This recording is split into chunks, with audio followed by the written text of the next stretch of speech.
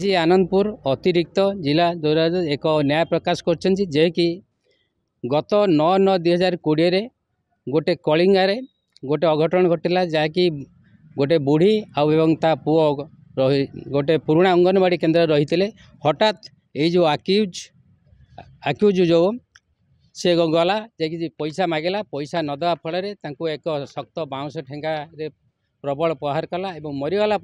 से लुचाई से नहीं पेट्रोल ढालिकी पोड़ी देथिला जाफल कि से कलिंगा गाँवर कपिलेन्द्र साहू ता परदिन 10/9/2020 एक एतला डायर करते जे कि आनंद नंदीपदा थाना एफआईआर नंबर जे कि 123/2020 461 379 436 302 आईपीसी अनुसार केस रुजु करते मान्यवर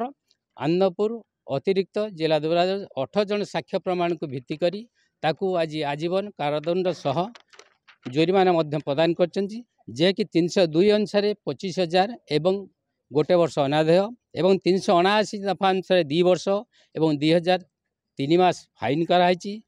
घर पड़ी जो 436 रे 6 वर्ष एवं 10,000 फाइन जदि न हम 6 मंथ अनादेय एवं तार 461 रे वर्षे एवं 1,000 फाइन